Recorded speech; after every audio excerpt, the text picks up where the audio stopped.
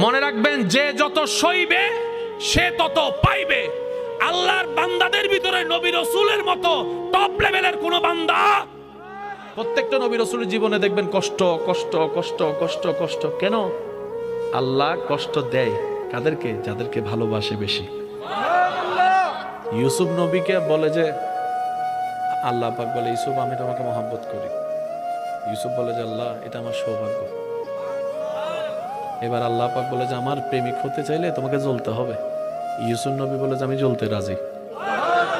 আল্লাহ পাক বলে যে, আমার প্রেমিক যদি হতে চাও, ভালোবাসা পেতে চাও, বাপ থেকে দূরে থাকতে হবে। ইউসুফ নবী বলে যে, আল্লাহ আমি সেটাতে রাজি। আল্লাহ পাক বলে, ইউসুফ আমাকে ভালোবাসলে কলঙ্ক অপমানিত হতে হবে, সবাই তোমাকে খারাপ জানবে, তোমার জীবনের অনেক বয়স জেলখানায় চলে যাবে, বিনা অপরাধে সাজা। ইউসুফ নবী বলে যে, আল্লাহ তোমার প্রেমে যদি সেটা নিতে হয়, আমি ইউসুফ সেটাও নিতে রাজি। আল্লাহ পাক বলে, ইউসুফ ছোটবেলায় মা হারাতে হবে, কূপে থাকতে হবে। ইউসুফ বলে যে, আল্লাহ আমি সেটাতেও রাজি। আল্লাহ তুমি যেমনে করে খুশি হবা।